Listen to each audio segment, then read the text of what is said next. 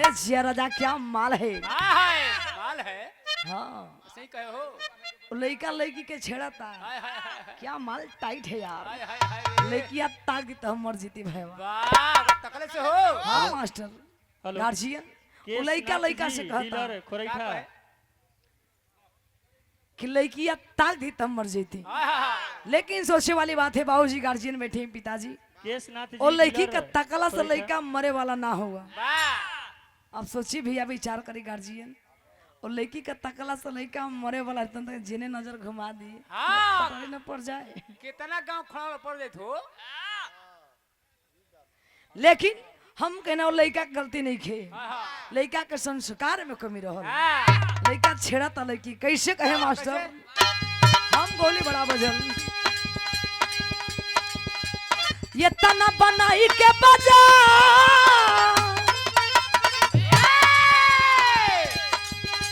ये तना बनाई के बजा तब गरम ही भूका ओहो क्या बात है।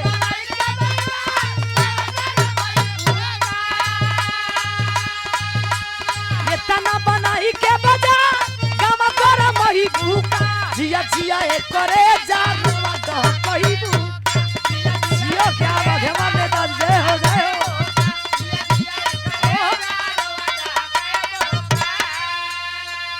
और हमारे गार्जियन गरीबों के मसीहा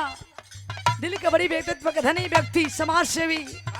युवा साथी से कंधा मिलाकर चलते हमारे गार्जियन आप मुन्ना भैया आप सम्मानित नेताजी ये प्यार है गार्जियन लोग के चरणों में कोट कोट स्वागत बंदन है तमाम पंचों के पुलगी है लेकिन बिरहा में बहुत लोग कैसे मास्टर कैसे लगा। अहे बाबू द्रौपदी ये पंचो जब पहुंचली भीष्म दादा घरे गईली तो हो का गई मास्टर भाई किस्सा की बोली रे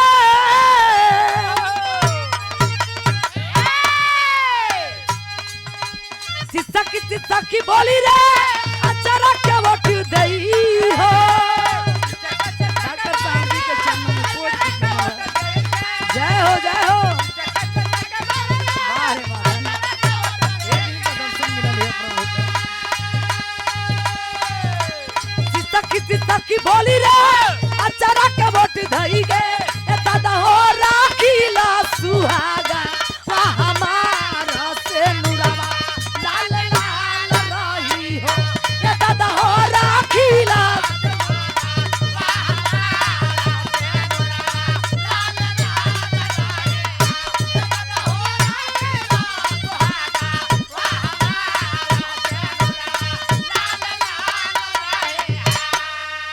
सुनना पुरस्कार बड़े भैया केक बिहारी जी कोर से केश बिहारी जी कोर से सम्मान में 21 रुपया पुरस्कार चरणों में कोट कोट स्वागत बंदे हैं तमाम पंचों को पुलगी है। अहे बाबू बार द्रौपदी घूंघट की आड़ में ही कहतारी का खाली मास्टर मंगिया धोवाई जानी हो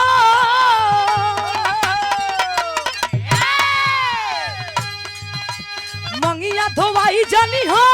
ये बरदान देईता दीपक भैया जियो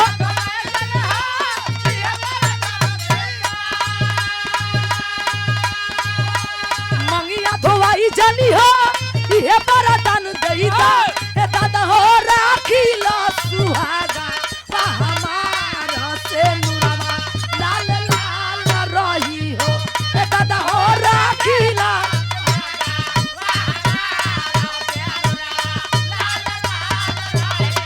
जियो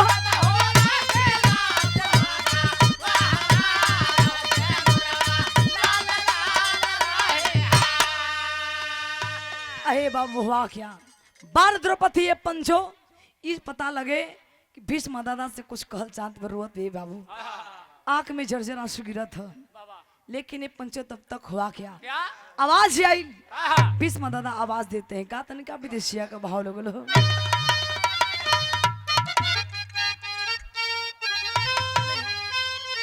भाव है मुना भैया भाव में अभाव ना होके चाहिए चलो बस अपनी जान बढ़ी गई महाराज भाव हो मास्टर ये हम ना द्रौपदी के भाव रहो बार द्रौपदी हाय हाय घूंघट की आड़ में बाबू हो भीष्म दादा घरे गई ले अरे भैया वाह बार द्रौपदी ऐठो बा। ऐसा थोड़े थोड़े हम कैथर की धरती से हमारे बड़े भैया गोरख सिंह जी की ओर से सुंदर पुरस्कार 100 रुपया शरणों में कोट कोट स्वागत बंधन है तमाम पंछियों को पुलगी है। अहे बाबू देखे भीष्म दादा आवाज देते हैं कहा देते हैं मास्टर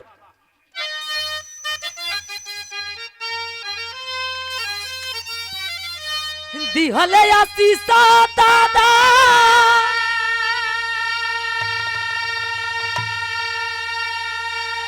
सादा सुहागिना रहे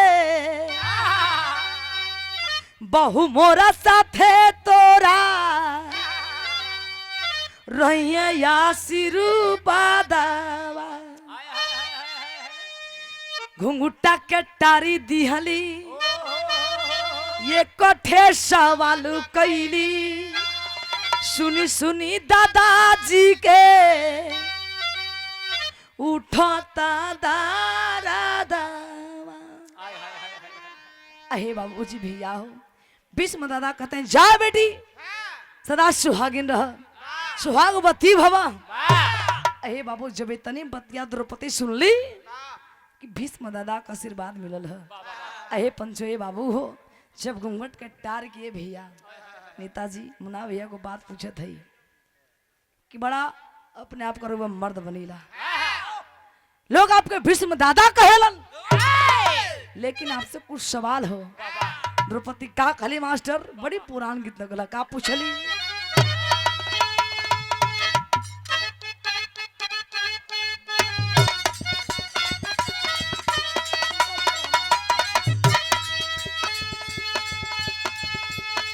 ससुरा सरुसली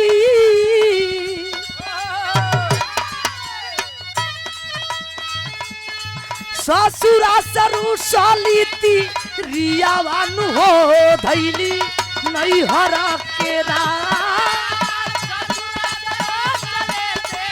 जियो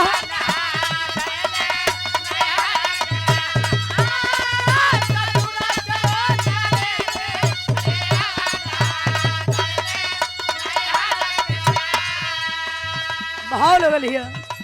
बारे द्रौपदी कहतरी हे दादा आज कब वादा रही कि कल कब वादा रही बोली हेलो हेलो बोली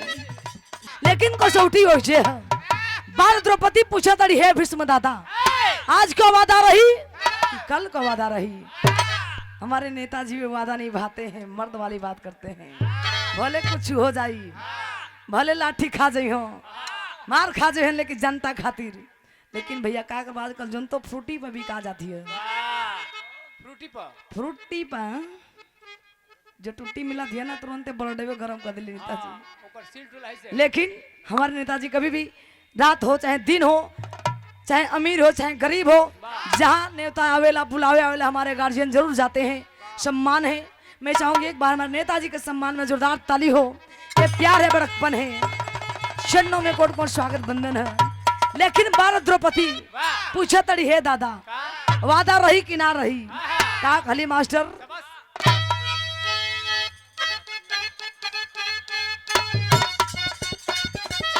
जियो रतिया भया वह लागे भारी हो दादा तनी बतिया बता दो रतिया भया वह लागे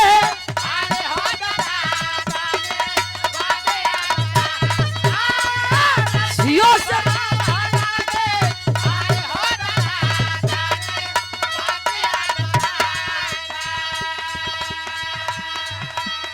द्रौपदी कहेली बतावया दादा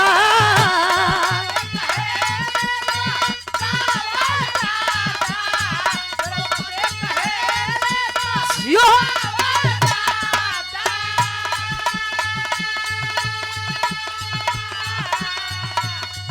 आज वाला रोही किसा बेरा वाला वादा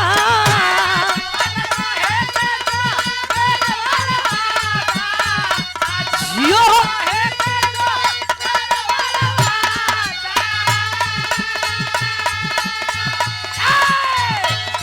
राउरा चलाना पड़ी पावन हो दादा तनी बतिया बता दा राउरा चलाना पड़ी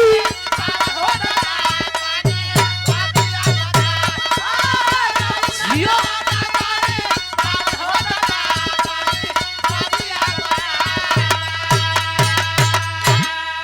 अहे बाबू हुआ क्या बार द्रौपदी कली हे दादा आज को वादा रही कि कल को वादा रही अहे बाबू जब इतनी बतिया कहली पंचो वहां से द्रौपदी चल देली भी तो हुआ क्या दसवें दिन दसों दिशा डोली अरे 10वें दिन दसों दिशा डोली जब भीष्म के भीष्म मार पड़ी सर्व तीरंदाज भेद इतर भीतर माथे पर मऊत रही खड़ी बारे भीष्म दादा बतिया खलत जब चले बाबू कुरुक्षेत्र की ओर हाहाकार मचल का तनिका बिरस के भाव लोगल मास्टर हम वैसे ना करो भैया छेड़ा मत दो इशारा है बाबू जी गार्जियन बारे स्वर्गीय रामदेव गुरु जी बुल्लू गुरु जी हीरा गुरु जी गावे और हमारे स्वर्गीय पंडित परशुराम यादव जी गावे कोई कहा गई भैया हम कलाकार के तनिका कोशिश है गार्जियन कैसे मास्टर कहना बाका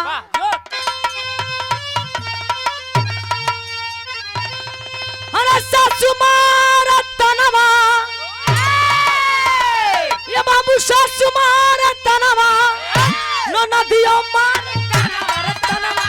हई हो मारे हो तनवा हई हो मारे हमारे बाबूजी के भैया हो हई हो मारे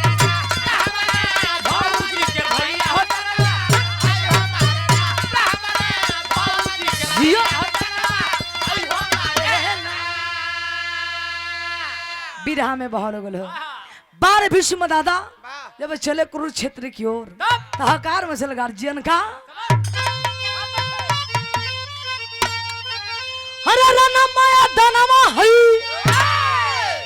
ए बाबू राना माया दानमा हई मचा दी संसन छोड़े ना संसन छोड़े ना या जा गंगा के सुमना महो संसन छोड़े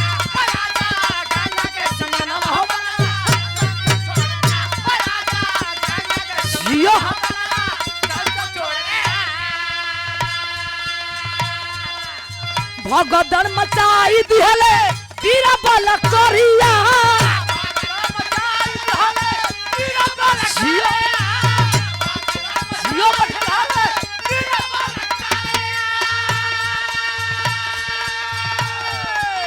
खूनवे में बूढ़ल रहे खून से करिया खूनवे में बूढ़ल रहे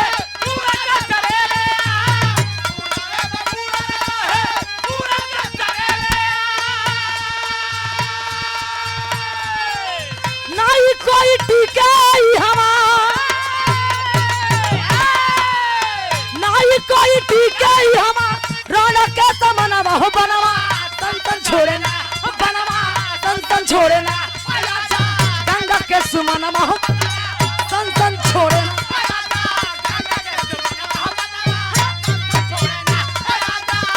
जियो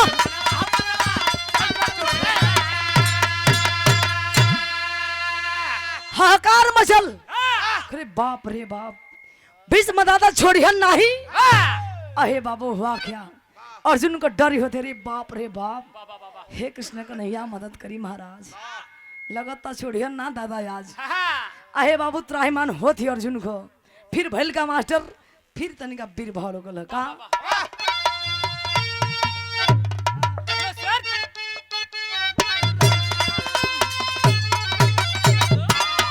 से बढ़िया माहौल उस समय का भावा का कि भीषण भीष्म चवले हाला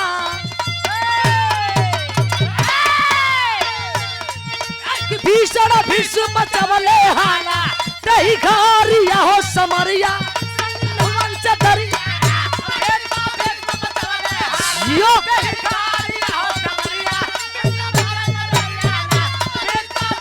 जियो बठा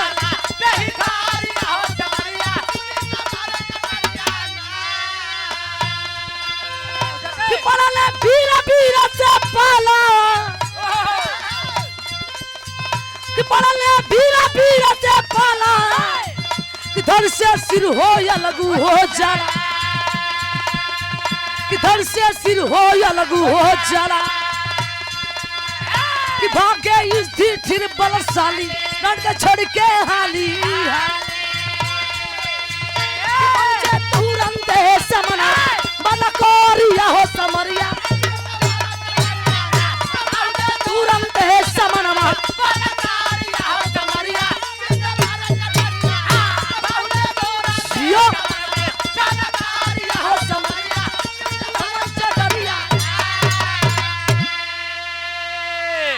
अहे बाबू हुआ क्या लगे बाने का बारिश होके बारे भीष्म दादा यानी अर्जुन जी है बाबू अर्जुन का डर होती है कि बाप रे बाप भीष्म दादा छोड़ी हन ना लेकिन बार कृष्ण कन्हैया छलिया नरेश कदा दे मदद लागल है यहाँ बारे प्रभु का लीला अहे बाबू कैलन का मास्टर अल्लाह का लाइन लगल है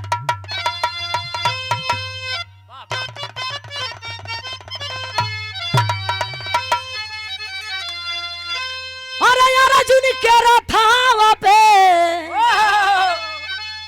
शिखंडी के बोला वाले अरे आगा खड़ा कोई दिहले जगत के पालन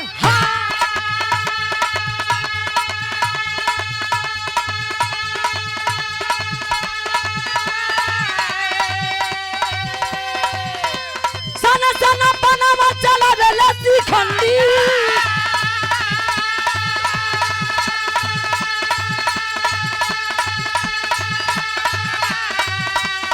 खाया के खाना दिया रथवा बना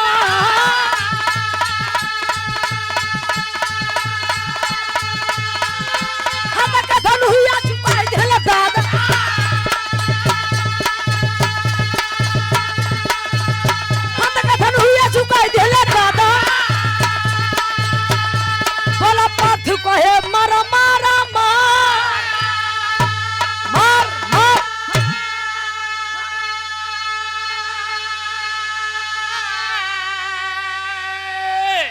अहे बाबू हुआ क्या बार कृष्ण कन्हैया छलिया नरेश प्रभु अर्जुन जी के रथवा पर पंचो शिखंडी का खड़ा कैले हुआ शिखंडी ऊ का होला हो हे जरा होला मास्टर छक्का जो मारा ट्रेन में धक्का तो सवेरा मांगो तो हसन रोक के टोल टैक्स वापस तू मत कह ओ गोदा ने हियरिंग का रोल रहा तब काहे लला भैया गजब में तो हरा था बाबा लेकिन बाबूजी हुआ क्या बार भीष्म दादा अहे पंचो जब शिखंडी पर नजर पड़े बाबू तो कैसे बाण चला भाई भीष्म दादा के बाबूजी प्रतिज्ञा रहल कि हम कबो नारी से वार ना करब हम कबो नारी से लड़ाई ना लड़ब हमारे गार्जियन बैठे हैं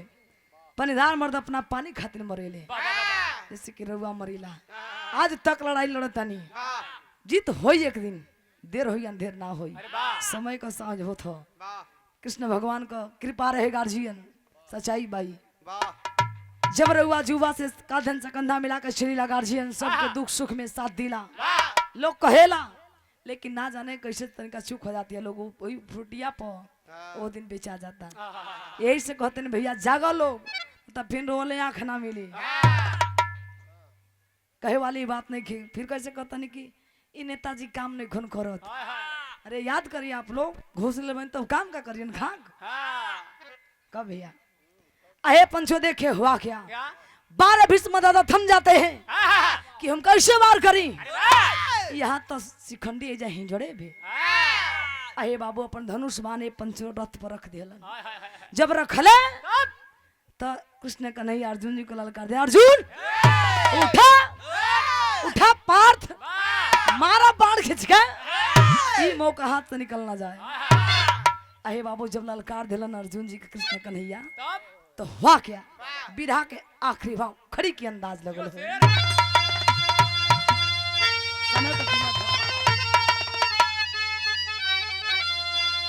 आवा तनिका बढ़ गया जा वो बढ़ जा वो बढ़ा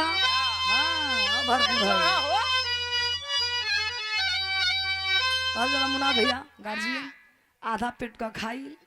जवानी पक्के मोर हाय हाय रे बड़ी अवहेले नेताजी सच्चाई है ना जवानी बार बार ना होते कहना वाका कैसे मने कोई भी चीज भरपूर हो हाँ हाँ मने कोई भी वर्क हो मुना भैया खाना तू नहीं भैया घटना में पहुंचे मास्टर नहीं भैया हम खाना यहाँ का बात होती है खाना के बात कर रहे हैं हाँ खा तो मजे कदम ताव से खा के देही में जान रहे हाँ एनर्जी रहे भरपूर कद दीपक भैया तुम हरियर रही कचनार ललाट चमकत रहे मड़ी वाह और हमने कि यही तरह सेंडो गंजी पर भी रहबा तो दम बड़ी चमकत ही रहे सिंपलो कपड़ा रही तो ताव दहिया में तो लाइट मारी कब भैया नहीं देही में जान होइए नहीं कि जींस पैंट झरले हुआ तो ताव ना दी गार्जी कहना बाका आखिरी भाव बिरहा कसौटी जे लगल आखिरी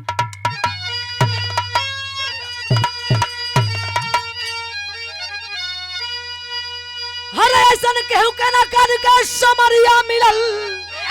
नहीं केहू हो के बाण के सजरिया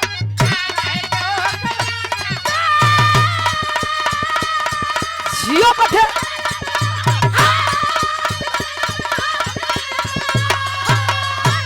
जियो सर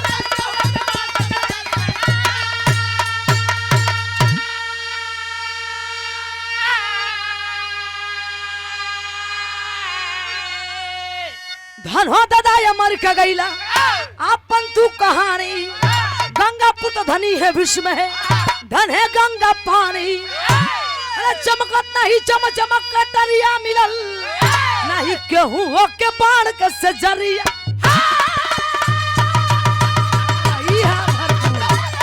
जियो बठे जियो सर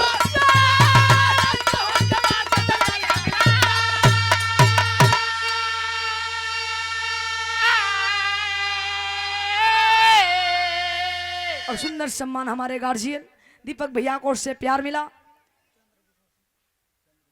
और हमारे गार्जियन चंद्रभूषण हमारे गार्जियन आप नेताजी कोर से आरजेडी का शान है जान है सम्मान के 100 रुपया और हमारे मुखिया जी कोर से प्रचार करे का मौका देव रहुआ प्रोग्राम कराई बेगो माने खिचड़ी मेला में मुना भैया देखो तारा ना नजर के मार होती है अच्छा चरणों में कोट कोट स्वागत बंद है गार्जियन का तमाम पंचों का पलोगी है अहे बाबू हुआ क्या बार अर्जुन जी पंचो कृष्ण कन्हैया के अनुसार लगे बाणे का बारिश करे इतनी बाण मरले बाबू कि भीष्म दादा का पूरा बदन बाणे बाण लहूलुहान हो गई बाण को शेर पे पंचो सुतल हुए देखे भीष्म दादा और अपना इच्छा अनुसार पंचो अपने मृत्यु को पाते हैं भीष्म दादा तो कहे का मतलब बाबू जी भैया हो गार्जियन महाभारत में बाबू वीर लोगन का कमी ना रहे भैया महाभारत में बड़ा वीर पैदा भइलन लेकिन कोई भीष्म दादा ने वीर पैदा भइना बोल बाबू जी जैसे हमारा बिरहा दैन होत बा आखिरी भाव लगल समय का भाव का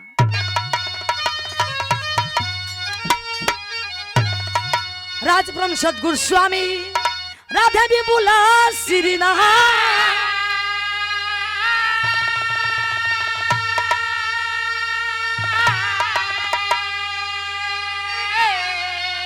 कथन करे कवि दत्त जी परशुराम रखे हाथ हो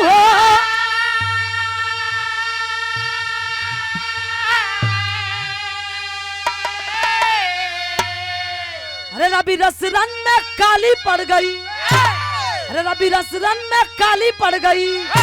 तू कभी बार छोटा धरी लक्ष्मी बने जंजाल रवि रस रन में काली पड़ गई जियो सर पड़ गई